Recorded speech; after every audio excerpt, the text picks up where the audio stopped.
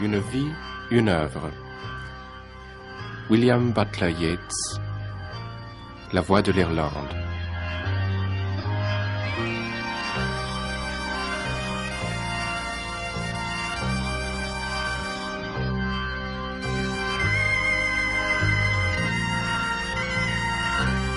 I was born 69 years ago tonight in a bug-ridden hovel in the town of Merthyr Tydfil.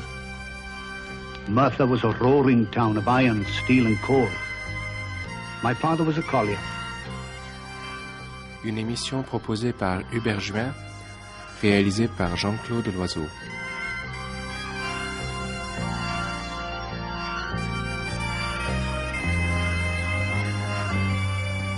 I rise in the dawn and I kneel and blow till the seeds of the fire flicker and glow. And then I must scrub and bake and sweep till stars are beginning to blink and peep. But the young lie long and dream in their bed of the matching of ribbons for bosom and head. Their day goes over in idleness. They sigh if the wind but lift up a tress, while I must work because I am old, and the seed of the fire gets feeble and cold.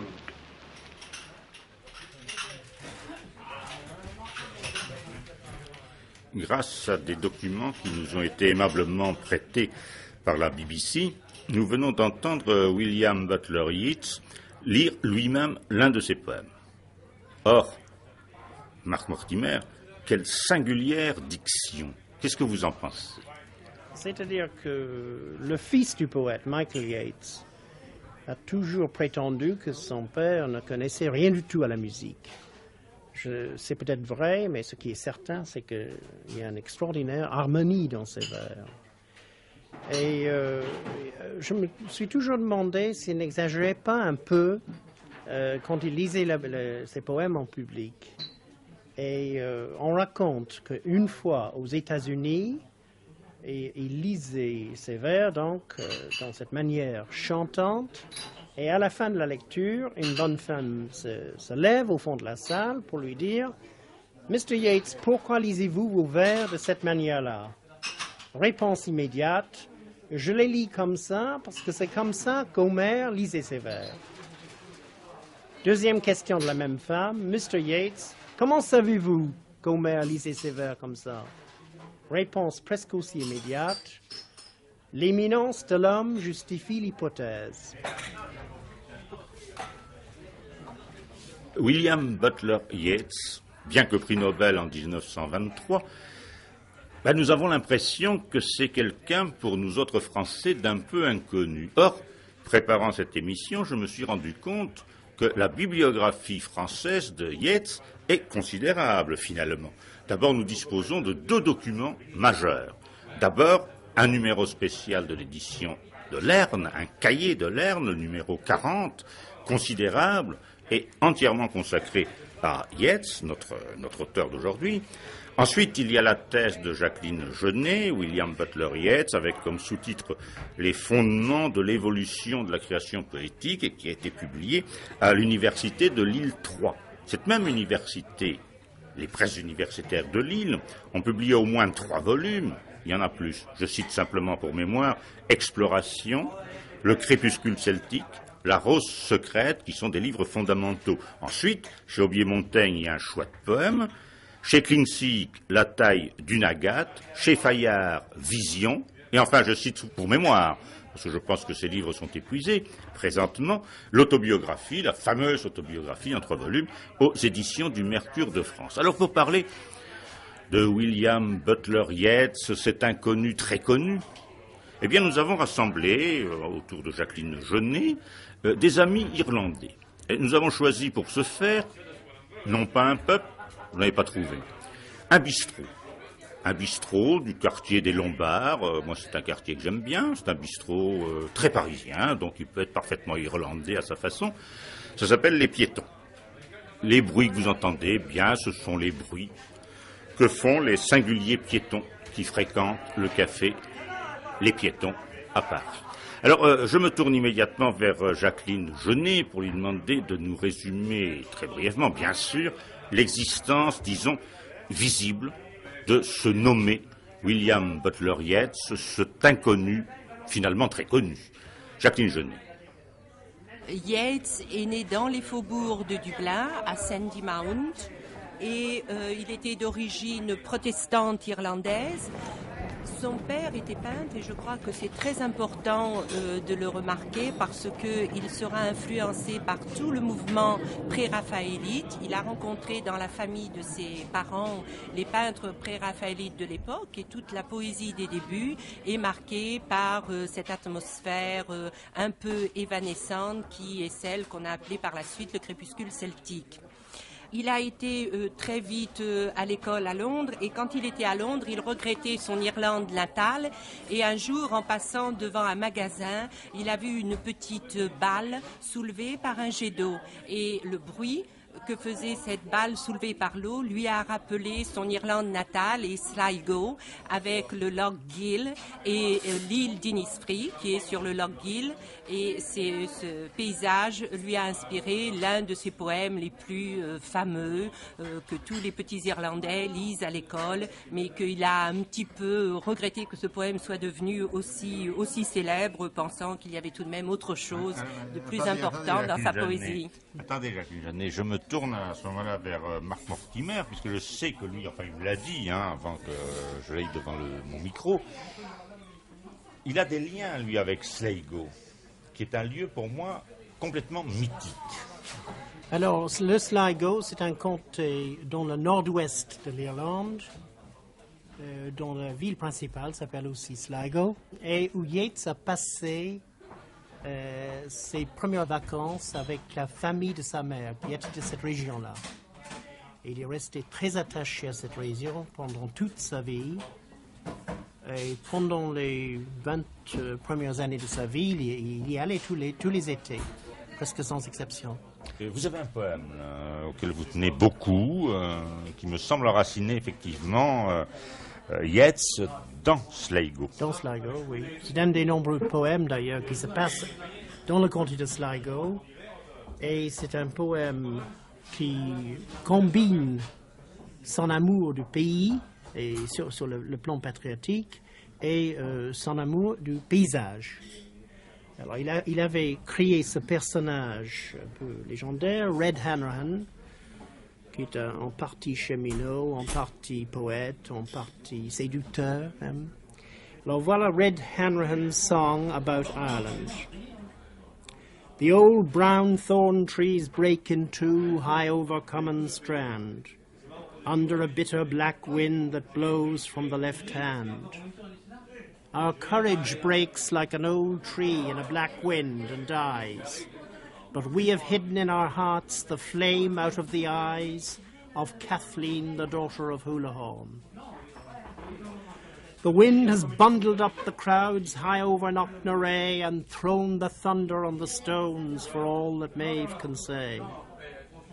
Angers that are like noisy clouds have set our hearts a-beat, but we have all bent low and kissed the quiet feet of Kathleen, the daughter of Houlihan. The yellow pool has overflowed high up on Clooth na Bare, for the wet winds are blowing out of the clinging air. Like heavy flooded waters our bodies and our blood. But purer than a tall candle before the holy rood is Kathleen, the daughter of Houlihan. Kathleen de Houlihan représente l'Irlande. Oui, j'aimerais ajouter sur ce paysage de Sligo, la petite ville de Sligo, qui n'est finalement peu éloignée de la mer, est dominée par deux montagnes, le Knocknarea et le Ben Balbun, qu'on retrouve dans la poésie de Yeats. Et au sommet du Knocknarea, il y a le cairn de la reine Maeve, la reine des fées, que tout le monde connaît en Irlande, et qu'on retrouve dans la poésie de Yeats. Tout ce surnaturel qui est très vivant dans l'ouest de l'Irlande. Alors, pour vous parler un petit peu de la vie de Yeats, il fréquente donc les milieux littéraires de l'époque, William Morris. Il rencontre Madame Blavatsky et Madame Blavatsky... À la théosophe. Voilà, l'initie à la théosophie. C'est le premier moment important dans tout ce mouvement vers l'occultisme qui va jouer un rôle très important dans sa vie. Jacqueline Genève, dites-moi. Il y a là quelque chose qui quand même est très intéressant, c'est-à-dire que tout d'un coup ce celte, car il se veut tel, Sligo aussi l'enracine dans le celtisme, et Madame Blavatsky est quand même la théosophe qui écoute les voix des maîtres tibétains. C'est cela en réalité. Oui. Et alors c'est très curieux, il se fait là un mouvement du Nord. Oui, c'est un mouvement du Nord, mais peu à peu, Yeats va dire qu'il y a des affinités, des rapprochements entre l'Irlande et l'Orient. Et ce qu'il va y chercher tout au long de sa vie, c'est une espèce de syncrétisme des différentes pensées. Et il va faire des analogies entre les mythes celtiques, entre la pensée orientale, celle des occultistes, etc. Ce qu'il va essayer de recréer, c'est une croyance qui soit faite de folklore irlandais, de philosophie orientale, et d'une foule d'autres pensées. Alors, c'est à peu près à cette époque qu'il rencontre également Maud Gonne, la belle révolutionnaire dont il tombe amoureux. Et ça, c'est très important. C'est très important et la première rencontre avec Maud Gonne, il en parle dans son autobiographie. Elle avait un teint de fleurs de pommier et il en est devenu follement amoureux. Éperdument amoureux. Il la demandera plusieurs fois en mariage et à chaque fois, elle refusera. Elle refusera jusqu'au jour où elle épousera John McBride, qui était un révolutionnaire, qui avait participé à la guerre des Boers et qui ensuite participera à l'insurrection irlandaise de 1916. Ce sera d'ailleurs un de ceux qui seront ensuite fusillés par les Anglais. Et après la mort de McBride, que Yeats honorera dans son poème Easter 1916, Pâques 1916, Yeats redemande à nouveau la main de Maud et à nouveau elle le refuse. Et il est désespéré, il vient en Normandie, à Colville, où elle a une maison de campagne, et il rencontre sa fille Iseut. Et 2 ou 3 jours après avoir demandé la main de Maud, il demande la main d'Iseut, qui a une vingtaine d'années, qui également le refuse. Il est assez désespéré à l'époque parce qu'il commence déjà à avoir un âge certain et il demande à ce moment-là en mariage une amie d'enfance, Georgie Hidleys, qui accepte immédiatement. Alors, Georgie Hidleys était une femme très cultivée qui avait lu tout ce que Yeats avait écrit jusqu'à cette époque et qui s'est rendu compte au début de son mariage que Yeats s'ennuyait. Enfin, il faut dire qu'il venait d'être refusé successivement par 2 femmes. Alors, peut-être est-ce la raison, toujours est-il qu'elle s'est livrée à l'écriture automatique et ça a été une véritable révélation pour Yeats. Sa femme devenait une sibylle, la voix de l'autre monde s'exprimait par sa bouche, par son écriture, etc. Et c'est à partir de l'écriture automatique de sa femme qu'il a effectivement rédigé une vision qui est l'expression de sa philosophie, si on peut dire, enfin de ses croyances. L'après-midi du 24 octobre 1917, 4 jours après mon mariage, ma femme me surprit vivement en procédant à une tentative d'écriture automatique. Ce qui nous parvenait en phrases incohérentes, dont l'écriture était presque illisible, était si excitant, parfois si profond, que je persuadai ma femme de consacrer 1 heure ou 2 chaque jour à l'écrivain inconnu. Et après une demi-douzaine d'heures de ce genre, j'offris de consacrer le restant de ma vie à l'explication et à la coordination de ces lambeaux de phrases. « Non, me fut-il répondu, nous sommes venus te donner des métaphores pour la poésie. » Tout un système de symbolisme, étranger aussi bien à ma femme qu'à moi-même, attendait certainement d'être exprimé, et lorsque je demandai combien de temps cela prendrait, il me fut répondu qu'il faudrait des années. Lorsque l'écriture automatique commença, nous étions dans un hôtel à la lisière de la forêt d'Ashdown. Mais nous retournâmes bientôt en Irlande et passâmes la plus grande partie de 1918 à Glendalough, à Rosses Point, dans une maison du voisinage, à Tour Ballylee, toujours plus ou moins solitaire, ma femme excédée et épuisée par sa tâche presque quotidienne, moi ne pensant guère à autre chose et ne parlant guère d'autre chose. Au début de 1919, notre correspondant du moment, car ces êtres qui communiquaient avec nous étaient constamment remplacés, nous dit qu'il ne tarderait pas à changer de méthode, à passer du message écrit au message parlé, parce que cela fatiguerait moins ma femme. Mais cette modification n'intervint pas avant plusieurs mois. J'effectuais une tournée de conférences en Amérique pour offrir un toit à Tour-Balélie lorsque se produisit le changement. Nous avions un petit compartiment de wagon-lit, une cabine à 2 couchettes, et nous roulions quelque part en Californie du Sud. Ma femme, qui dormait depuis quelques minutes, se mit à parler dans son sommeil. Et à partir de ce moment-là, presque toutes les communications nous furent transmises de cette façon.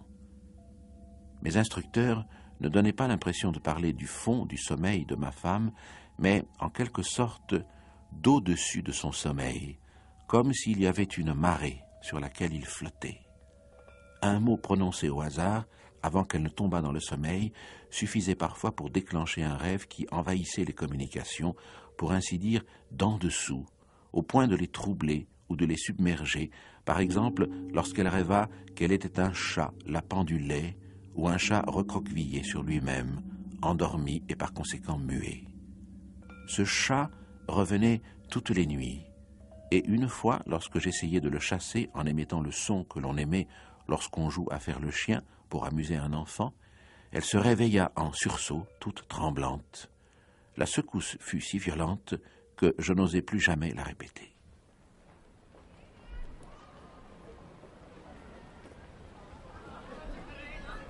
Claude René, vous êtes l'astrolabe, c'est-à-dire qu'en face du musée Pompidou, vous donnez à tout le monde des espoirs d'avenir assez extraordinaires. Vous avez lu Yeats, le poète irlandais, notamment Vision. Et vous voyez à quel point peut-être il s'intéressait lui à l'astrologie, mais je me demande si là, nous allons entendre d'ailleurs fonctionner votre machine, si vraiment c'est la même chose. Enfin, le rapport à l'occulte est-il encore le même? Qu'est-ce que c'est que cet avenir? Non, je pense que Yeats ne s'est pas véritablement intéressé à l'astrologie. C'est un spiritualiste, c'est vrai, mais l'astrologie reste pour lui, de mon point de vue, quelque chose d'assez secondaire. Il s'est intéressé principalement aux problèmes des renaissances, mais pas véritablement aux problèmes de la renaissance liée à l'astrologie. Donc plutôt, disons, la métempsychose que l'écriture des astres. Exactement. Pour lui, les astres restent des éléments d'appréciation, mais ça ne constitue pas la base du raisonnement. Et aujourd'hui, alors, vous qui faites ça, nous allons d'ailleurs entendre, puisque j'ai demandé que vous fassiez la carte d'avenir de Jean-Claude Loiseau, qui réalise cette émission, nous allons entendre comment ça se passe dans la machine. Vous appuyez, vous avez donné les notions, les données, alors nous allons le voir ressortir. On ne le dira pas aux auditeurs.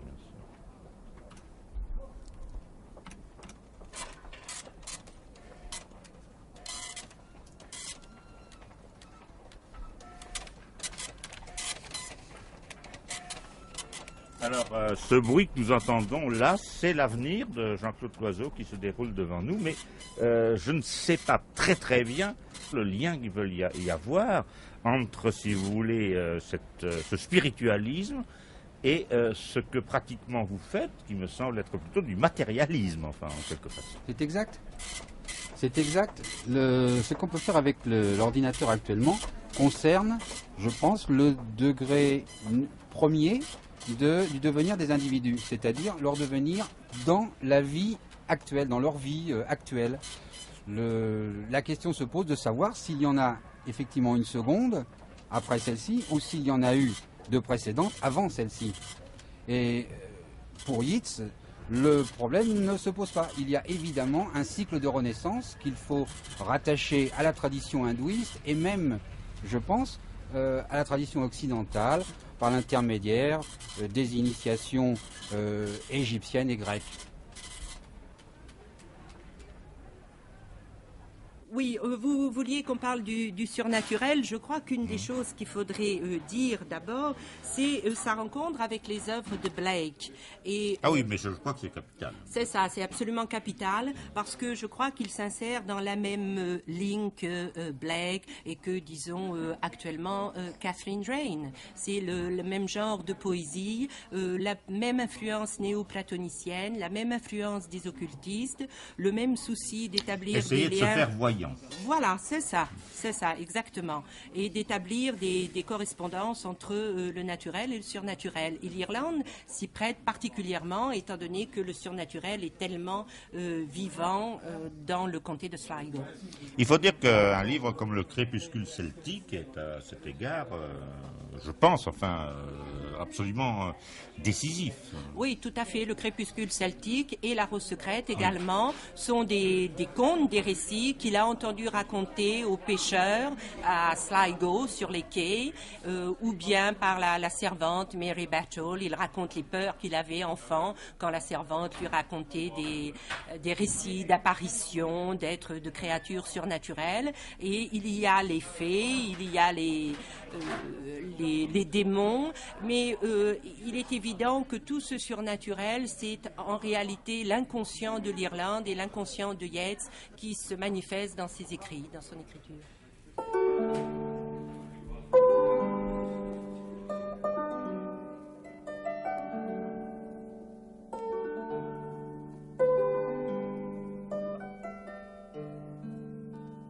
Je suis sûre que l'eau des mers, des lacs, de la brume et de la pluie a presque entièrement façonné les Irlandais à son image. Perpétuellement, les images se forment dans notre esprit comme s'ils étaient reflétés dans une mare. Nous nous sommes naguère voués à la mythologie et nous voyions les dieux partout. Nous leur parlions face à face, et les histoires qui disent cette communion dépassent en nombre, je crois, toutes celles que l'on pourrait trouver dans l'Europe tout entière. Nos paysans parlent encore aujourd'hui avec les morts et avec d'autres qui ne sont peut-être jamais morts, au sens que nous donnons à ce terme. Chez nous, les gens cultivés eux-mêmes passent sans grande difficulté à cet état de calme qui conditionne les visions. Nous savons rendre notre esprit si semblable à l'eau dormante que des êtres se rassemblent autour de nous pour voir peut-être leur propre image et vivre ainsi un moment, une vie plus claire, plus farouche, grâce à notre calme.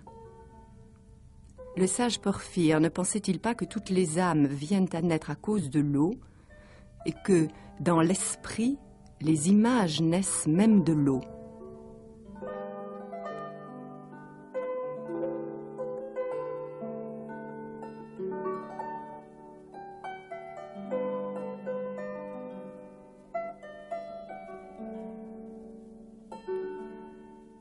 Kathleen Rain, bonjour. Vous êtes à Londres. Nous sommes à la Maison de Radio France dans un studio, Christine Jordis et moi.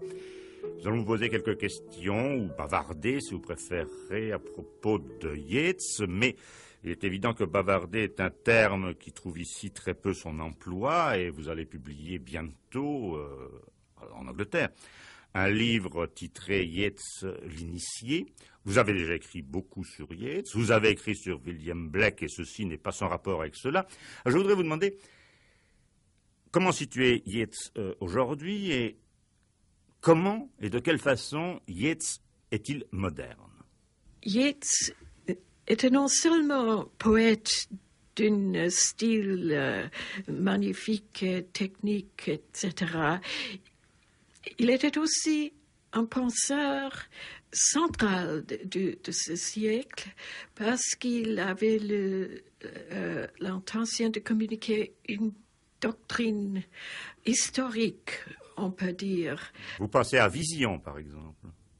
Vision, mais toute sa vie, il s'intéressait beaucoup dans les affaires de son propre pays, Irlande, et aussi le monde, mais il pensait beaucoup sur les questions de la vérité spirituelle, exclues de pensée positive de ce siècle. Il assemblait des idées qui s'embouchaient finalement dans une vision que nous sommes à ce moment un moment de changement des prémices de notre culture occidentale. Oui, mais il réunissait aussi l'Orient à l'Occident. C'est une idée de Platon que l'évolution ne procède pas dans une ligne directe, ascensionnelle, mais les âges, alternation d'un âge positif, un âge spirituel. C'était une idée de Vico, par exemple, que l'histoire procède dans les phases en alternation et que nous sommes maintenant à un moment de changement des prémices de notre culture et il cherche les traces d'une tradition spirituelle exclue par la phase positive dont nous sommes maintenant. Je coupe un instant Kathleen Rehn. Je me tourne vers Christine Jordis parce que il y a ce livre assez étrange de Yeats. Enfin, je pense pour ma part que c'est un des plus difficiles, des moins compréhensibles pour nos mentalités, disons. C'est Vision. Et de Vision, on bascule effectivement vers l'intérêt que Yeats va prêter à la théosophie, et principalement à la fondatrice, si l'on peut dire, la théosophie, à celle qui met en œuvre le message des supérieurs inconnus qui vivent quelque part dans l'Himalaya et qu'elle transcrit, c'est la doctrine secrète. Et cette doctrine secrète a pour auteur une femme qui a immensément compté à son époque et qui est Madame Blavatsky. Madame Blavatsky, fameuse clairvoyante, disait T.S. Eliot dans The Waste Land. Elle attirait effectivement à l'époque toute l'Europe et l'Amérique spiritualiste. Et il y a dans l'autobiographie de Yeats, The Trembling of the Veil, une description très savoureuse de son passage chez Madame Blavatsky et du personnage de Madame Blavatsky, qui était une excentrique extraordinaire, une espèce de grosse Gertrude Stein au physique, semble-t-il, encore que spirituellement elle en était fort loin, et des gens qui se rendaient chez elle et qui représentaient finalement un beau groupe de lunatiques. Et Yeats les décrit avec un certain amusement. Ceci dit, il a pris son enseignement très au sérieux et il s'est livré à des expériences sous son égide. Il raconte également certaines visions qu'il a eues auprès de Madame Blavatsky. Madame Blavatsky était évidemment une femme extraordinaire et excentrique, mais quand même, le mouvement théosophique, c'est plus sérieux que les professeurs veulent admettre. Elle tirer l'attention de ces étudiants à ces grandes traditions. Parce que la connaissance, ce n'est pas... Dans les universités, on suppose que la connaissance concerne la connaissance positive. Mais en effet, il y a une grande tradition, une grande corpus de connaissances exclues par le pensée positive. Et on trouve en Blake et puis en Yeats une recherche de toutes les racines qui sont une connaissance véritable. Ce n'est pas seulement les excentricités, les séances psychiques. Il existe une grande corpus de littérature, de philosophie. Et Blavatsky, elle connaissait que cela existait. C'est un peu mélangé, elle n'était pas érudite, mais elle a une certaine importance. Elle n'aimait pas que Yeats faisait les études psychiques. Et la magie, surtout, tirait sa désapprobation. Et c'était sur la question de la magie que Yeats partait de Blavatsky. Mais à la fin, il décontinuait ses études magiques. Après la vision, c'était fini. Il cessait totalement ses études magiques et était revenu à la métaphysique pure, on peut dire, des traditions hindoues. Il voulait trouver dans l'Occident les traces de cette tradition. C'était un choix délibéré parce qu'il avait cette conviction qu'on doit employer les connaissances de sa propre culture. Et c'est pourquoi, probablement, qu'il faisait le choix de traditions ésotériques de l'Occident. en préférence de tradition des Indes à le commencement, à l'époque de Blavatsky. Mais à la fin, il avait uni toutes les traditions et fondé une nouvelle... Fondé une nouvelle culture. Une nouvelle culture. En effet, c'est vrai. Et je suis sûre que dans l'avenir, ça serait plus en plus reconnu.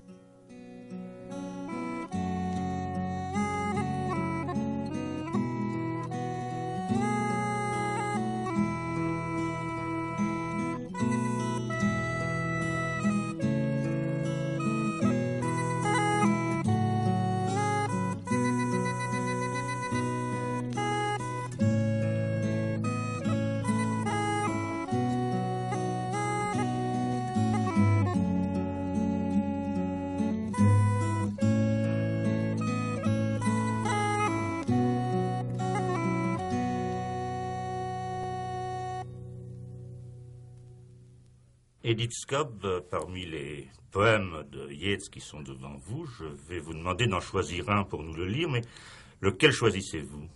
Je vais vous lire Le Rosier. Alors je vais demander à Patrick Rafroidi de bien vouloir nous dire quelques mots préalablement sur ce rosier. C'est un poème très particulier dans la mesure où il est coulé comme un poème d'amour en quelque sorte, et en fait c'est un poème extrêmement politique qui porte sur la vie de l'Irlande et sur l'idée qui avait été exprimée par le chef de la rébellion de 1916 finalement, que le baptême du sang est extrêmement important pour un pays et que dans ce baptême il y a une sorte de promesse de vie et de résurrection. Les mots se disent à la légère, dit Pierce à Connolly. Peut-être un brin de politique a-t-il flétri notre rosier, ou seulement un vent qui souffle au-dessus de la mer amère. Il n'a besoin que d'eau, répondit James Connolly, pour faire venir un ver nouveau et le répandre autour de lui, tirer la fleur de son fourreau, orgueil de ce jardin. Mais où puiserons-nous l'eau, dit Pierce à Connolly, si tous les puits ont soif? C'est clair, comme l'eau est claire. Seulement notre sang rouge peut le faire bien rosir.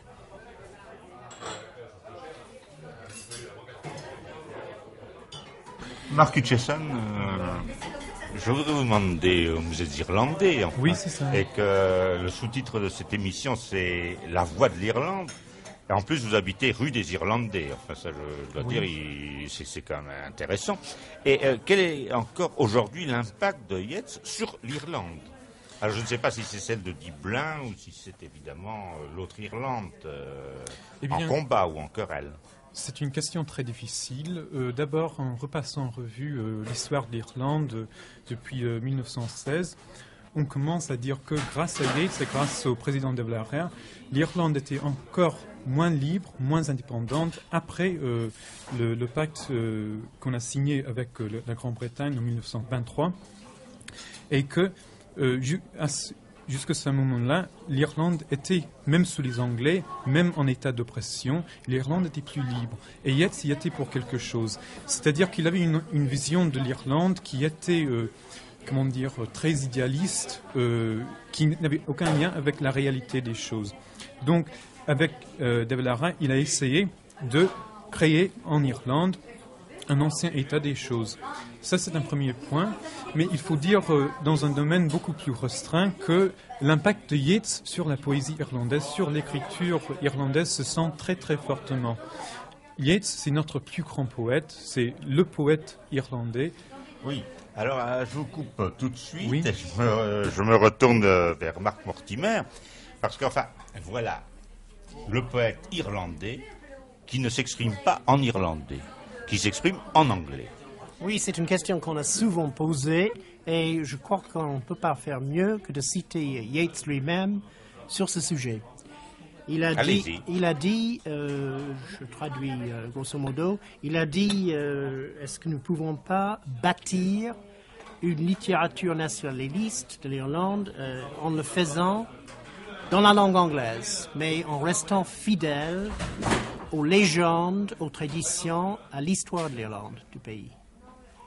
Il faut ajouter aussi que Yeats lui-même ne parlait pas la langue gaélique, malgré tous les efforts qui étaient faits à l'époque pour relancer cette langue. Et donc, il n'avait pas le choix, en quelque sorte. Mais l'anglais qu'il manie n'est pas l'anglais des poètes anglais ou des écrivains anglais. Pour compléter ce que vient de dire Marc, en fait... Il y a deux Marc. Marc Montema. Il travaillait dans le même sens que Douglas Hyde, qui dirigeait la Ligue gaélique, mais il le faisait en anglais. Mais tous deux voulaient désangliciser l'Irlande. Hein. Alors, ceci dit, je voudrais également ajouter un petit mot à ce que vous disiez tout à l'heure. Il me semble que je voudrais rappeler ce que disait le sénateur Oliver Gogarty, qui a dit sans Yeats, il n'y aurait pas eu d'État libre d'Irlande. Donc, je comprends bien, il y a certainement chez les Irlandais actuellement, et en particulier chez les écrivains, la volonté de se débarrasser un petit peu de l'influence très pesante de Yeats, parce que c'était quelqu'un, bon, c'est effectivement un très grand poète. Un prédateur, en quelque sorte. Voilà, c'est ça, d'où peut-être cette réaction. Hein. Alors, à ce moment-là, nous allons rebondir vers la politique, alors totalement, et évidemment. Alors, je me retourne vers Marc Mortimer, parce qu'enfin, voilà l'Irlande. Bon, l'Irlande qui devient un pays... évident. Et Yeats est un des premiers sénateurs, il est parmi les premiers sénateurs de l'Irlande. Il y a eu tous ces épisodes que nous connaissons bien, qui sont un peu romantiques, enfin, genre Pâques sanglante, et il est certain qu'à ce moment-là, il a un pouvoir. Mais c'est ce pouvoir politique, ou cette détermination politique, que j'aimerais bien qu'on explique. Parce que Jacqueline Jeunet a parlé d'une sorte de forme un peu démocratique, mais je ne vois pas tellement le démocrate, moi, surtout à ce moment-là. Et il ne faut pas oublier qu'il a le prix Nobel. C'était en 1923, je pense. C'est ça, oui. En 1923. Et à ce moment-là, qu'est-ce que c'est que Yeats en Europe, il y a plein de menaces, n'est-ce pas? Et nous allons voir bientôt, à la fin de son mandat de sénateur, il va quand même avoir une certaine sympathie, pour le fascisme mussolinien. C'est incontestable. Alors, c'est sur ce problème politique que j'aimerais bien que nous attardions un petit peu. Yeats a toujours déployé une grande activité politique tout au long de sa vie. En ce qui concerne le Sénat, il a pris ses responsabilités très au sérieux. Sa femme nous dit, par exemple, qu'il composait ses discours en marchant long en large dans le salon chez lui. Mais il n'y avait pas de prise de position au Sénat, que je sache, sur la politique internationale ou sur les grands problèmes. Il s'intéressait surtout aux problèmes intérieurs, l'éducation, le choix de la monnaie irlandaise. Il présidait la commission, et surtout la question très brûlante sur un projet de loi interdisant le divorce. Nous étions pratiquement dans un centrisme, comme nous dirions aujourd'hui en politique française. Oui. Bon, alors c'est vrai que à la fin de sa vie, pendant une certaine période, il a été attiré par le fascisme et par le mouvement du général O'Duffy. Et il a écrit une série de poèmes pour que les troupes, disons, du général O'Duffy puissent défiler. Et puis, il s'est rendu compte peu de temps après de sa sottise, disons, et il a réécrit les poèmes pour qu'ils ne puissent plus défiler sur les poèmes en question. Et quand Pablo Neruda a fait le congrès des écrivains antifascistes en Espagne, il lui a envoyé un télégramme en disant qu'il regrettait de ne pouvoir se joindre à eux, puisqu'à ce moment-là, il était âgé et malade, mais qu'il était de tout cœur avec eux.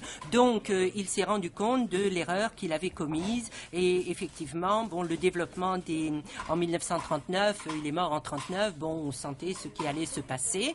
Et il le sentait déjà depuis un certain nombre d'années dans tous ses poèmes où la politique ouvre sur une vision de l'histoire, une conception cyclique de l'histoire et de la civilisation qui arrive à son terme et qui se désagrège, comme dans le poème The Second Coming, le second avènement.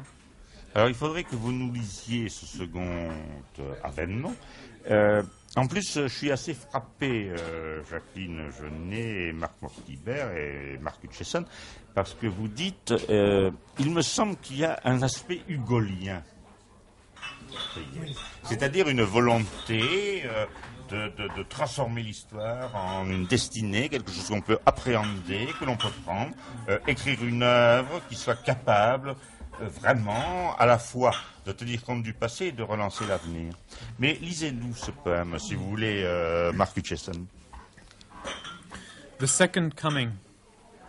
Le second avènement, traduit par Jean Bria. Turning and turning in the widening gyre, the falcon cannot hear the falconer. Things fall apart, the centre cannot hold, mere anarchy is loosed upon the world. The blood-dimmed tide is loosed, and everywhere the ceremony of innocence is drowned. Tournant toujours plus haut sur la spire qui grandit, le faucon n'entend plus l'appel du fauconnier. Les choses se séparent, leur centre ne tient plus, la brutale anarchie déferle sur le monde. Le flot souillé de sang déferle et noie partout les rites sacrés de l'innocence. Les hommes les meilleurs ont perdu toute foi, les plus mauvais étouffent d'une folle passion. Sans aucun doute, une révélation est proche. Sans aucun doute, le second avènement est proche. Le second avènement, à peine ai-je prononcé ces mots qu'une vision énorme, montant du spiritus mundi, vient troubler mon regard. Quelque part dans les sables du désert, une forme au corps de lion et à tête d'homme, à l'œil vide et cruel comme l'œil du soleil, déplace lentement son corps de bête et alentour tournoie les ombres indignées des oiseaux du désert. L'obscurité retombe. Mais je sais maintenant que pour un berceau, 20 siècles d'un sommet de pierre ont dû connaître enfin le tourment du cauchemar. Et quelle bête informe son heure enfin venue se traîne vers Bethléem pour y voir le jour.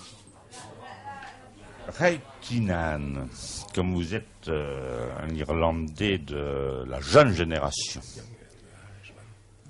qu'est-ce que vous dit encore ce poème aujourd'hui? Well, the first thing is that Yeats, you are talking about a part of Yeats which is in the latter, I think, part of his life.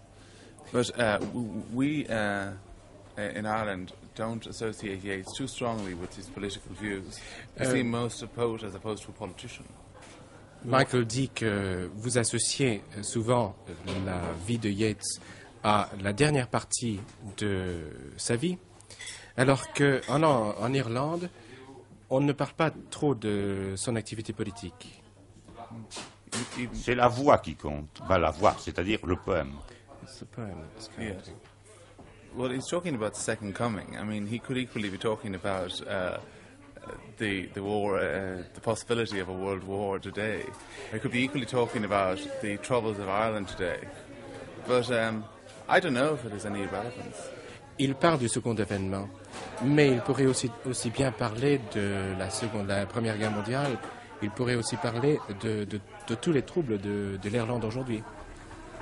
Peter Visart, je pense que vous aviez quelque chose à rajouter à propos de l'attitude politique de Yeats par rapport à l'Italie mussolinienne. Et je pense effectivement qu'il y a là peut-être une fascination. On a beaucoup parlé d'esthétique à propos de Yeats. Je me demande si la fascination ne vient pas quand même de la figure de D'Annunzio et de l'expédition de Fiume. Oui, il y a un courant qui est présent dans toute l'époque qui précède la guerre, sur une civilisation qui était fatiguée, qui avait besoin de rajeunissement. Et je crois que si beaucoup de philosophes, d'artistes, de peintres et d'écrivains ont flirté avec le fascisme, c'est justement à cause de cette de ce sentiment que la Grande Guerre n'avait pas achevé le processus, qu'il fallait aller plus loin, et que... C'est Marinetti aussi. Voilà, les dadaïstes ont pavé le chemin qui menait jusqu'au fascisme. D'ailleurs, dans mon domaine qui est la musique, Toscanini était un des premiers membres du parti fasciste. Il l'a presque fondé avec Mussolini, la parti fasciste, et c'est seulement après, quand il s'est rendu compte de l'escroquerie politique par rapport à ce qu'il avait cru être le fascisme, qu'il s'en est éloigné. Et je crois que si Yeats, qui, malgré tout ce qu'on peut penser être son snobisme, a eu ses réflexes aussi, c'est pour ces raisons-là.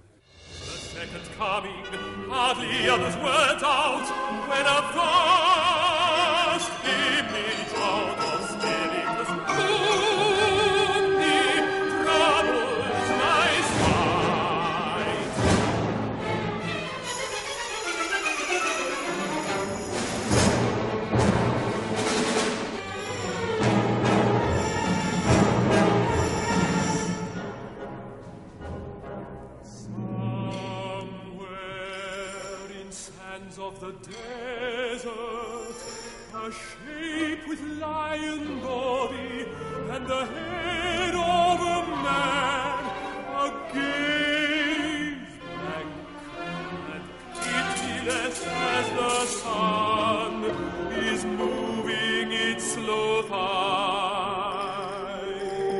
while all about it real shadows moving indignant death.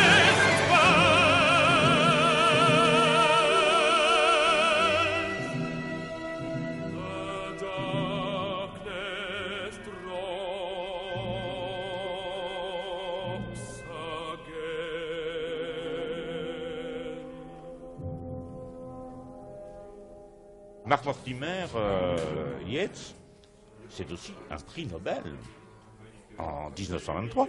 Prix Nobel pour un pays comme l'Irlande, parce qu'il a un prix Nobel irlandais, alors qu'il écrit en anglais. Je reviens éternellement à cette question. C'est possible, mais enfin, Yeats est son prix Nobel. Oui, c'est-à-dire que l'État libre irlandais a été fondé en 22 et qu'une année plus tard, il y avait un prix Nobel irlandais, ce qui était assez extraordinaire. Je crois, pour être juste, que ce prix Nobel couronnait autant ses qualités de grand poète lyrique que sa contribution au théâtre irlandais. Et peut-être d'homme politique, enfin, non? Non. Jacques Ligenet, il y a une chose qui me frappe quand même, c'est la présence de Yeats au théâtre. Il me semble qu'il favorise beaucoup le théâtre, et c'est peut-être parce que c'est une tribune. Il fait quand même passer dans le théâtre justement ce fameux mythe irlandais. Il y a le rapport avec Lady Gregory, il ne faudrait quand même pas oublier, on a parlé de Maud Gonne, enfin il y a Lady Gregory, et en outre, à un moment donné, il abandonne le théâtre et il revient au nous. Oui, alors effectivement, c'est avec Lady Gregory qu'il a fondé le Théâtre national irlandais en 1899. Le théâtre de l'abbaye. C'est ça, ce qui est devenu ensuite Théâtre de l'abbaye. Bon, alors il a rencontré Lady Gregory à une période où il venait à nouveau d'être repoussé par Maud Gonne. Il était particulièrement déprimé, très fatigué, et Lady Gregory l'a invité dans sa propriété de Coole Park, qui est maintenant en ruine. Mais c'était une très belle propriété. Lady Gregory était très riche. Son mari, elle était veuve, son mari avait été gouverneur de Ceylan. Et elle avait une très riche bibliothèque, beaucoup de tableaux, de peintures. Et elle a invité Yeats à passer une série d'été chez elle. Il a pu écrire en toute tranquillité et il a trouvé chez elle une espèce d'atmosphère qu'il a comparée à celle de la duchesse d'Urbino, celle que décrit Castiglione dans Le Courtisan, une atmosphère raffinée, aristocrate, qui lui plaisait beaucoup. Et donc Lady Gregory l'a aidé à fonder le théâtre irlandais, pour lequel il a écrit des pièces. Il a d'abord écrit des pièces où Maud Gonne a joué. Elle a eu beaucoup de succès en tant qu'actrice. Et puis, toujours éperdument amoureux. Toujours éperdument amoureux. Et effectivement, il a porté à la scène les grands mythes irlandais, et en particulier le mythe de Cuchulainn. Je ne saurais jamais prononcer ce nom-là, mais enfin, je sais que il y a eu des représentations en France et ce sont des pièces. Mais moi, je pense à un autre écrivain qui est un Belge, qui est Maurice Maeterlinck. C'est-à-dire, est-ce que tout d'un coup, Yeats, plus que Maeterlinck, ne s'est pas senti un peu prisonnier du symbolisme? Alors, et c'est pour ça qu'il abandonne le théâtre. Bon, alors, c'est vrai que les premières pièces de Yeats, par exemple, The Shadowy Waters, Les ombres sur la mer, c'est un peu l'atmosphère de Maeterlinck, l'atmosphère de Villiers de l'Isle-Adam, qui l'a beaucoup influencé Axel, aussi. bien Axel, sûr. et il a beaucoup cité la phrase d'Axel, vivre, les serviteurs feront cela pour nous. C'est vraiment l'évasion, hein, l'évasion vers les pays désirés, vers le paradis primordial, vers la mort, enfin bon. Et puis, il a eu cette période où il s'est engagé politiquement, où il a voulu descendre dans l'arène, recevoir ce qu'il a appelé lui-même le baptême du caniveau. Et il a rencontré un peu plus tard Gordon Craig, et Gordon Craig a confectionné pour lui une série de petits paravents qu'il avait devant lui quand il écrivait ses pièces de théâtre. Et donc, en même temps qu'il écrivait, il jouait ses pièces de théâtre et il déplaçait les paravents pour, en même temps qu'il concevait sa pièce de théâtre. Marc Mortimer. Je voudrais dire un mot au sujet du théâtre, un mot plus général. Il n'a jamais abandonné le théâtre. Il avait une activité théâtrale qui durait 40 ans. Je crois que la dernière pièce a été écrite, si je ne me trompe, 2 ans avant sa mort. Même, je crois que c'est l'année de sa mort. Purgatory a dû être écrit en 1939. Oui. Et j'ai toujours pensé, je ne suis pas un admirateur de ses pièces de théâtre, j'ai toujours pensé qu'il a écrit pour le théâtre par devoir, parce qu'il pensait que c'était la meilleure façon de toucher un grand public. Oui, mais attendez, Marc Mortimer, est-ce que là, il ne faudrait pas peut-être nuancer un peu ce que vous dites, parce que quand il y a le no, quand il fait le no, il a quand même un secrétaire. Oui. Et ce secrétaire s'appelle Ezra Pound. Oui. C'est Ezra Pound qui l'initie au no japonais et il lit des traductions anglaises des no japonais dans l'ouvrage d'Ernest Fenollosa qui avait travaillé au Japon et il a été vraiment bouleversé par les no et il a ensuite écrit ses pièces pour danseurs qui s'inspirent des no japonais et qui combinent le masque, effectivement, la danse, la musique, une mise en scène extrêmement sobre, comme les mises en scène des no japonais, avec simplement un arbre. Et dans ces pièces, on trouve les métaphores récurrentes des no japonais. Astrea's holy child, rattled in the wood, where a Titan strode. His wrath drew the child into that solitude. Bram, Bram, Bram. We wandering women, wives for all that come, tried to draw him home. And every wandering woman beat upon a drum. Bram, Bram, Bram. As they came down the mountain, a man stood suddenly at their side. That man was Christ himself. They stooped down and kissed his feet. Il a un sens, peut-être que c'est une rhétorique, mais il a un sens du rythme, des sons qui est absolument remarquable. Et il attachait une grande importance à la diction. Il disait qu'on ne pouvait pas dire de la poésie comme on dit la prose. Et en particulier, au théâtre, il donnait des conseils aux acteurs qui devaient dire la poésie de la façon dont il l'exigeait. Et il avait même inventé un instrument de musique pour accompagner la diction de ses pièces de théâtre ou de ses poèmes. J'écris l'imagination enflammée par une visite à l'atelier de M. Dulac, le distingué illustrateur des Mille et une nuits. J'y ai vu le masque et la coiffure destinés à l'acteur qui, dans une de mes pièces, jouera le rôle de Cuchulainn, et qui, portant ce noble visage mi-grec, mi-asiatique, apparaîtra peut-être comme une image vue en rêve par quelque adepte du culte orphique. J'espère être parvenu à me situer à une distance suffisante de la vie pour rendre crédibles des événements étranges, des mots élaborés. J'ai écrit une courte pièce qui peut être jouée dans un salon pour une somme si modique que 40 ou 50 lecteurs de poésie pourront la financer. Il n'y aura pas de décor, car 3 musiciens dont le visage apparemment brûlé par le soleil suggérera, je l'espère, qu'ils ont erré de village en village dans quelques pays de rêve, suffiront à décrire le lieu et le climat, et à l'occasion animeront et accompagneront l'ensemble de leurs tambours, de leurs gongs, de leurs flûtes et de leurs tympanons. Les acteurs ne s'efforceront pas de faire naître en eux-mêmes une violence passionnée déplacée dans notre salon, mais la musique, la beauté de la forme et de la voix atteindront leur apogée dans une danse mimée. Grâce aux pièces japonaises traduites par Ernest Fenoliosa et achevées par Ezra Pound, j'ai en fait inventé une forme dramatique distinguée, indirecte et symbolique, qui n'a nul besoin de la populace ni de la presse pour réussir. Une forme aristocratique. The worshippers of Dionysus are coming this way again. They have hidden their image of the dead god and have begun their lunatic cry, God has arisen! God has arisen! They will cry, God has arisen from all the streets of the city. They can make their God live and die at their pleasure. But why are they silent?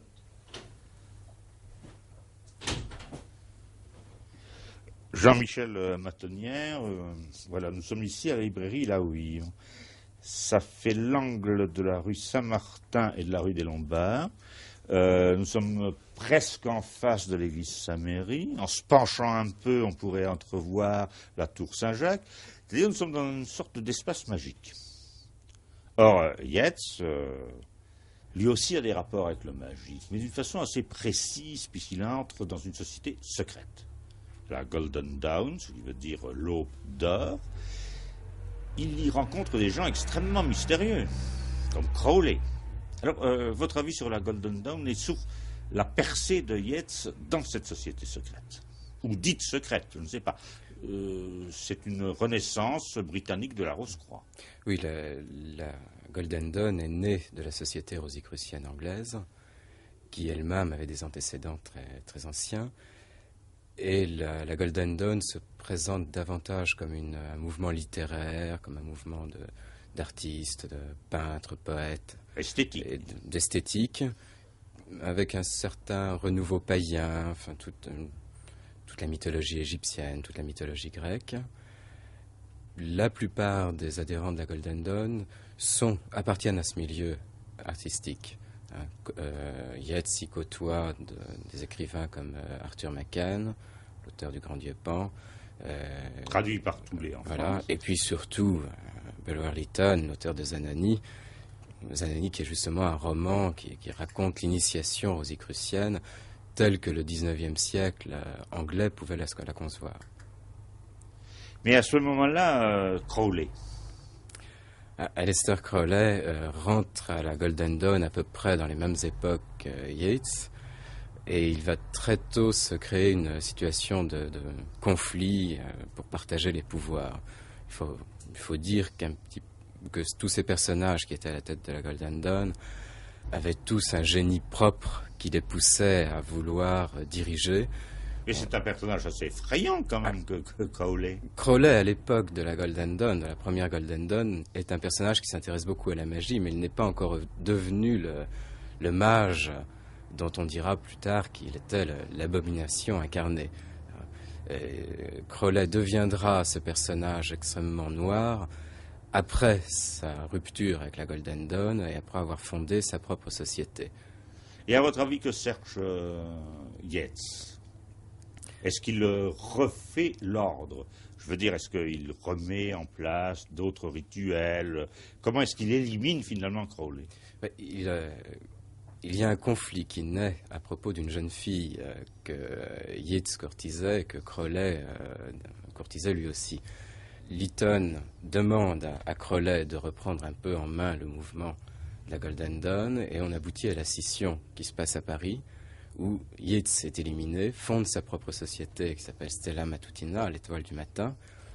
C'est ce qu'on voit dans l'autobiographie. Voilà, c'est ce qu'on voit là, c'est ce qu'on voit aussi dans Vision en grande partie, où il opère un premier retour à l'hermétisme du XVIe siècle, avant de faire le retour au celtisme tel qu'il le voyait, parce qu'il est bien évident que nous sommes très loin du celtisme historique.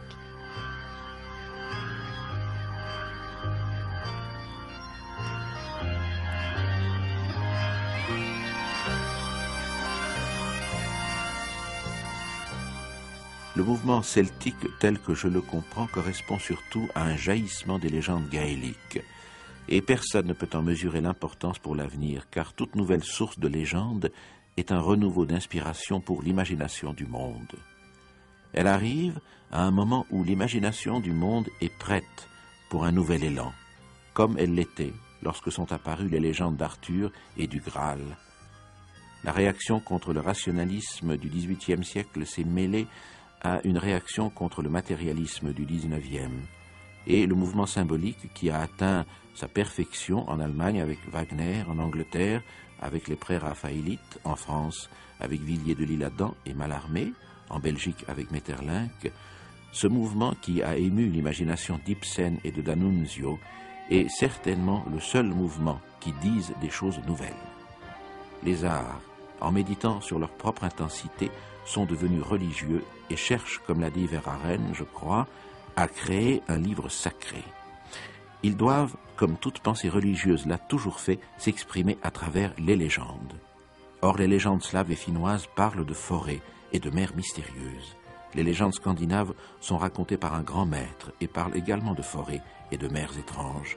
Les légendes galloises sont contées presque par autant de grands maîtres que ceux des légendes grecques, tandis que celles des Irlandais évoluent dans des forêts ou sur des mers connues et possèdent tant de beauté jusqu'alors inconnue qu'elles peuvent bien apporter à ce début du siècle ces symboles les plus mémorables.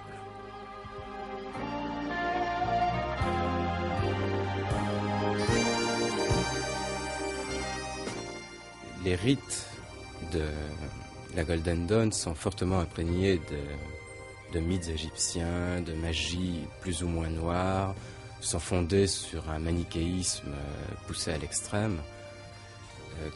Yeats, pour sa part, va introduire un rituel beaucoup plus celte.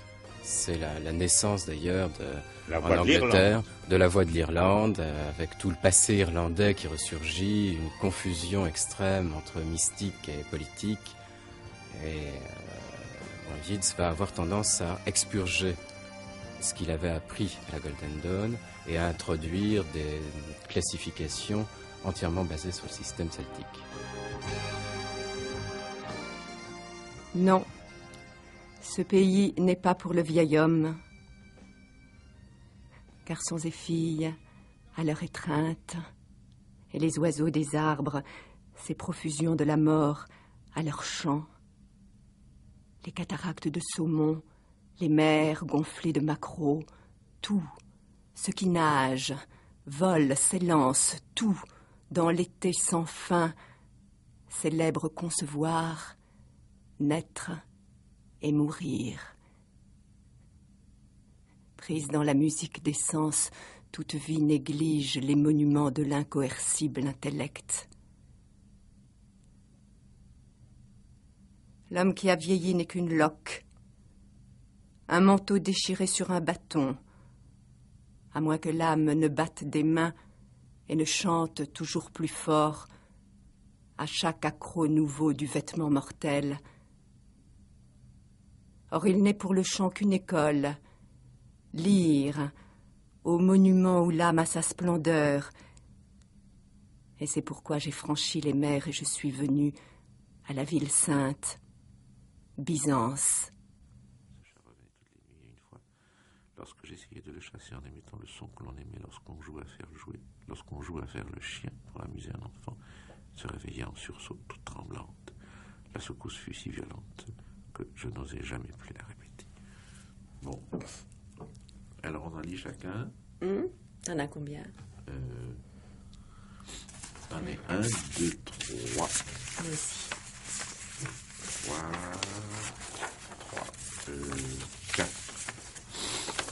Alors tu commences. Je commence.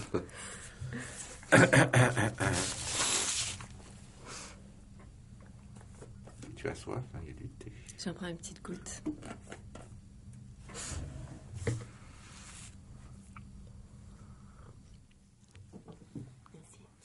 Bon, quand vous voulez. The shy one of my heart, she moves in the firelight pensively apart. She carries and lays them in a row. To an isle in the water with her I would go. She carries in the candles, lights the curtain room. Shy in the doorway and shy in the gloom. And shy as a rabbit, helpful and shy. To an isle in the water with her I would fly. Michael Lansdal, je voudrais savoir, moi, si Yeats fait partie de votre univers anglais. Je le connais, oui, anglais. Vous savez, je suis à moitié irlandais, alors, enfin, par ma grand-mère. Donc, je connais, à ma grande confusion, mal Yeats, et je suis en train de le découvrir. Et vous avez choisi un poème, lequel? J'aime beaucoup Dans une île de la mer. Alors, Patrick Raffoidi, Dans une île de la mer, quel est ce poème? Peut-être que Michael Lansdale l'a choisi d'une certaine manière parce que il est très proche d'une certaine tradition anglaise, dans la mesure où il s'agit d'un poème de fuite qui rejoint par les images Spenser, qui rejoint par la thématique des romantiques anglais célèbres comme Shelley. Vous avez un poème de Shelley qui s'appelle Epipsychidion, où vous avez dis-moi, mon âme sœur, voguerons-nous de concert? Il est une île sous le ciel d'Ionie, belle comme un débris du paradis. C'est un des poèmes de la jeunesse de Yeats, mais c'est un très beau poème.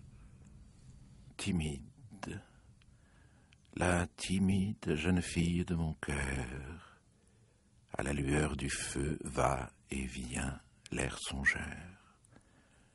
Elle apporte les plats, elle les met sur l'étagère.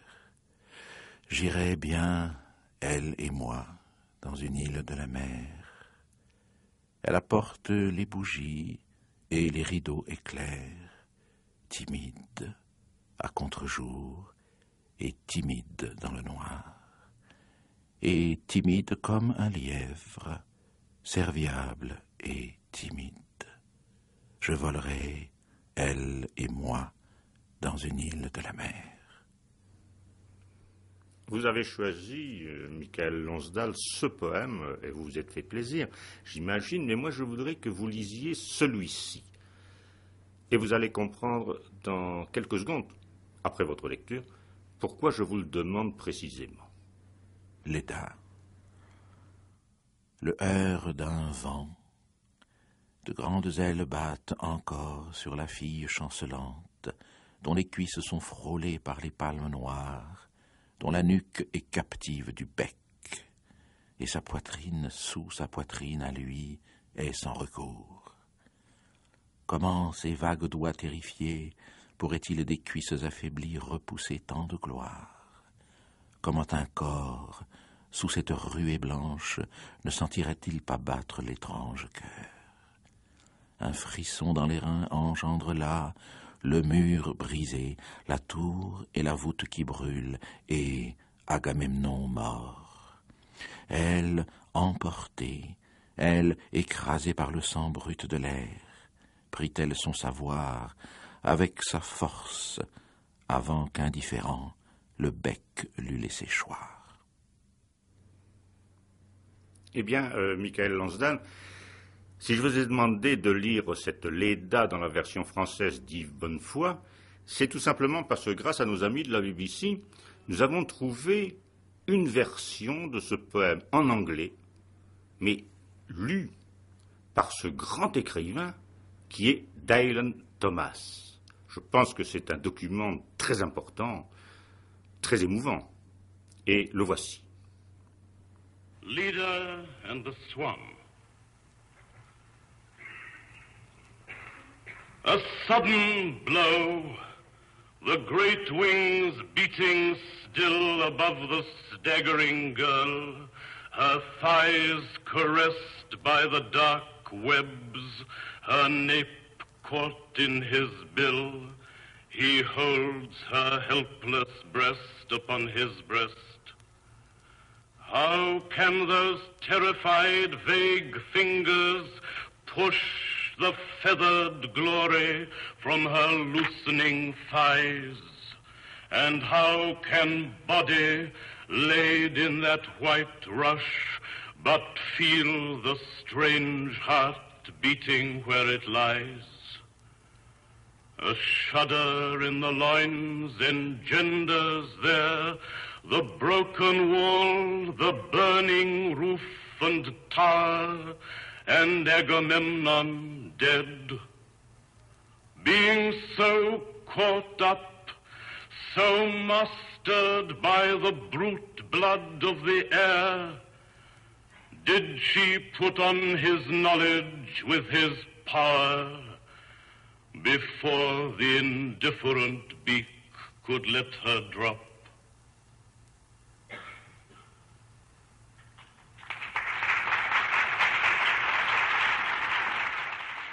Il faut se rendre compte quand même que Yeats est avant tout un écrivain, c'est-à-dire qu'il y a une œuvre. Bon, bien sûr, cette œuvre est multiple, il y a de la prose, il y a du théâtre, il y a de la poésie. Il me semble, mais je peux me tromper, que la partie la plus importante de l'œuvre de Yeats, c'est quand même le poème.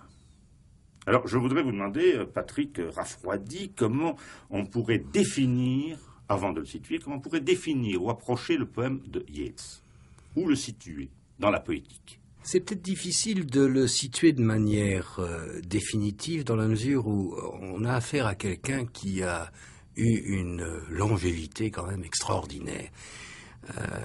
D'ailleurs, c'est peut-être une des raisons de son succès, parce qu'il me semble que on retrouve, selon les âges de sa vie, matière à admirer, à réfléchir dans la poésie de Yeats, dont les premiers et les derniers poèmes sont quand même à bien des égards extrêmement différents, moins différents peut-être que certains ont voulu le dire, parce qu'il reste des constantes.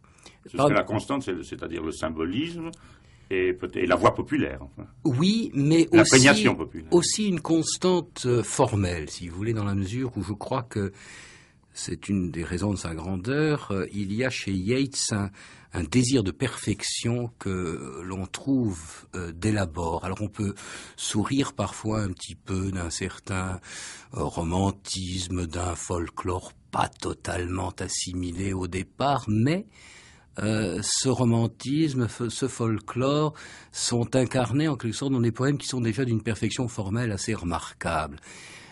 Qu'il conservera toute sa vie et qui seront non seulement pour lui une pratique, mais une doctrine. Il dit aux poètes irlandais, apprenez votre métier.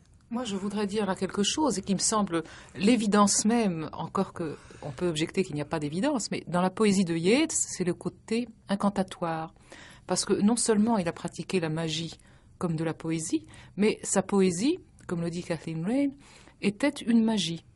Et il a dit d'ailleurs quelques très très belles phrases à ce propos. « Je voudrais les passions les plus fortes et des formes métriques qui sembleraient suffisamment anciennes pour avoir été chantées par des hommes à demi endormis et chevauchant tout au long d'un voyage. » C'est ce côté finalement magique, quelque chose qui vous plonge, incantatoire, qui vous plonge dans l'hypnose.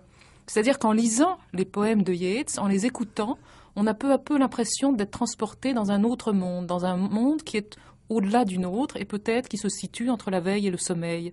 Et le rythme, à ce propos, a une grande importance. Il disait, le propos du rythme, m'a-t-il toujours semblé, c'est de prolonger le moment de la contemplation, le moment où nous sommes à la fois endormis et éveillés, c'est-à-dire le moment de la création, celui qui nous conduit avec une monotonie séduisante, tandis qu'il nous retient par sa variété. Donc, à la fois monotonie et variété. Il y a ces deux éléments dans la poésie de Yeats. Et alors, le rapport Patrick Rafroidi avec ce que vient de dire Christine Jordis, c'est cet aspect purement celte, enfin, c'est-à-dire, malgré tout, il véhicule, je ne sais pas, je dis celte comme ça, c'est parce qu'il n'y a pas très longtemps, je le relisais, en traduction française, bien sûr, le Kalevala, enfin, la version de Leunroth, et là aussi, je retombe sur un poème magique tel que vient de le décrire Christine Jordis et à une longue légende incantatoire. Oui, mais c'est vrai, ça. Je crois que Yeats, à cet égard, bien qu'il ait subi des tas d'influences, comme tout poète irlandais écrivant en anglais, c'est quelqu'un qui est à cheval sur deux traditions, qui est tiraillé par deux traditions, mais qui est aussi enrichi par deux traditions. Vous me faites plaisir parce que, si vous voulez, j'ai connu un peu ce problème en Belgique, puisque je suis belge. C'était cette école du symbolisme belge.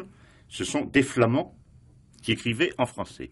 Autrement dit, c'est comme s'ils se traduisaient eux-mêmes. N'est-ce pas ? Une mentalité était flamande et une écriture était française. Loin d'appauvrir le français, ça l'agrandissait. Alors il y a peut-être ce phénomène chez Yeats qui agrandit l'anglais par le fait qu'il pense irlandais. Exactement, ou qu'il pense et qu'il sent et qu'il se rappelle irlandais, et entre autres, évidemment, quand on retourne vers la magie, et pas simplement la magie au sens profond du terme, mais la magie purement verbale, dans ce sens que Yeats se plaignait de venir dans une génération d'Irlandais écrivant en anglais qui n'étaient pas maîtres véritablement de leur art, encore qu'il ait eu beaucoup d'admiration pour certains de ses prédécesseurs mineurs par rapport à lui.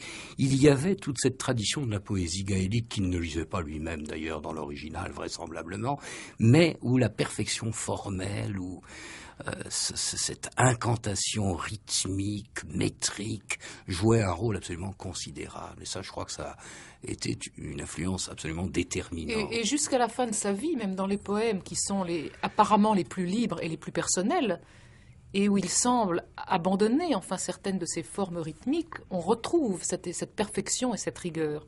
Oui. Quand il dit, par exemple, nous devrions écrire avec nos pensées aussi près que possible du langage dans lequel nous pensons. C'est-à-dire que la forme devrait rester aussi près que possible du langage parlé.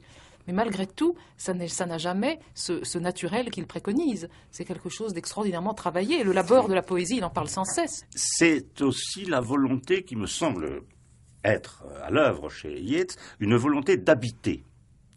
Je m'explique.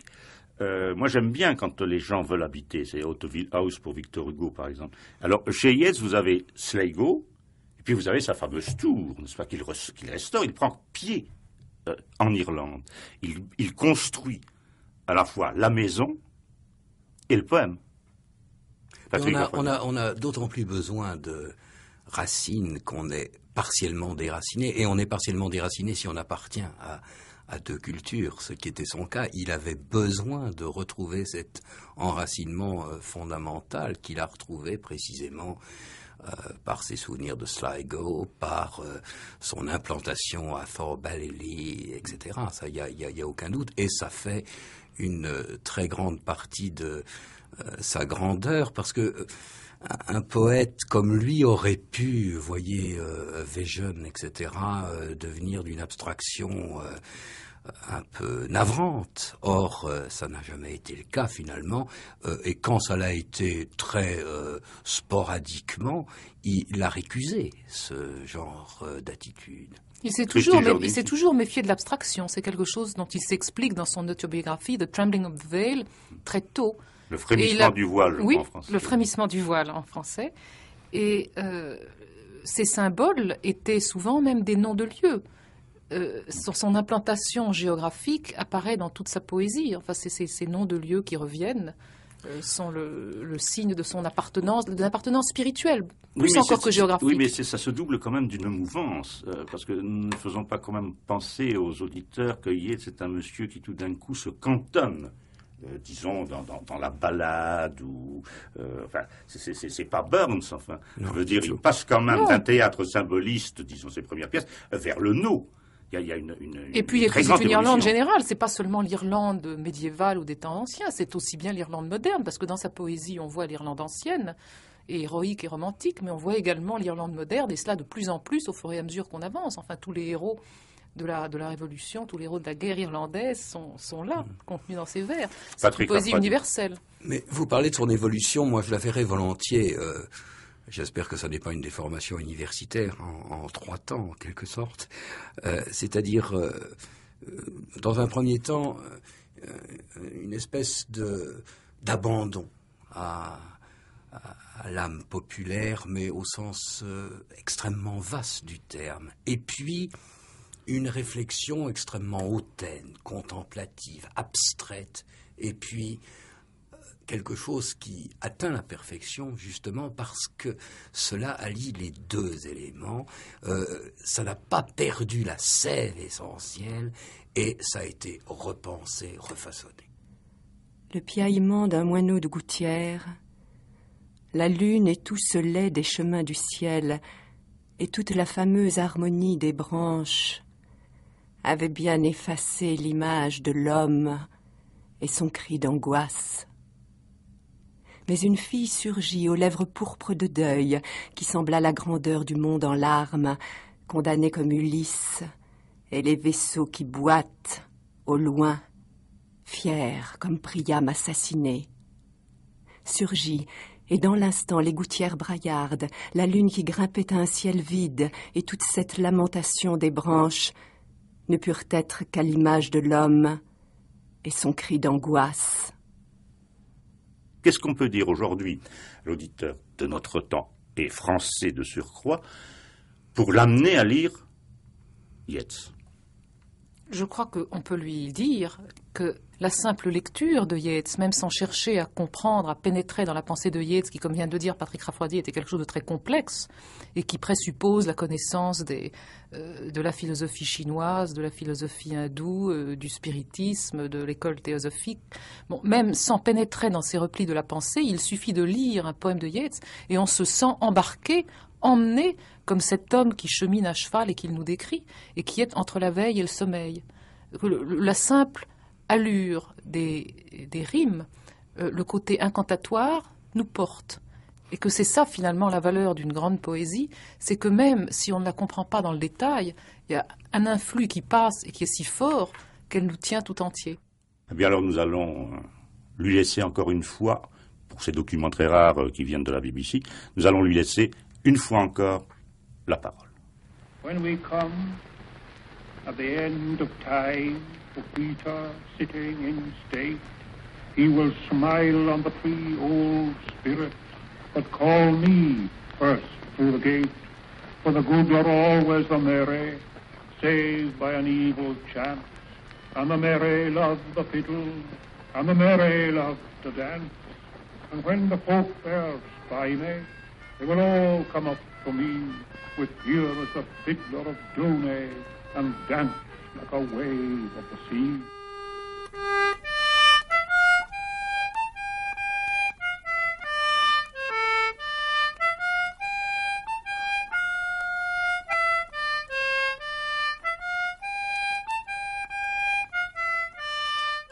C'était William Butler Yeats, La Voix de l'Irlande, avec Jacqueline Genet, Kathleen Rennes, Christine Jordis, Edith Scobb, Patrick Raffoidi, Marc Mortimer, Michael Lonsdal, Claude René, Jean-Michel Matonnière, Peter Vizard, Michael Queenan et Mark Hutchison.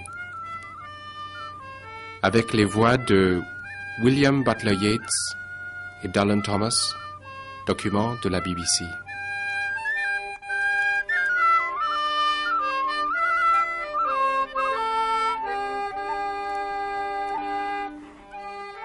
Collaboration technique Marianne Brouillard, Monique Pratt, Philippe Dupin, Raymond Alagnès.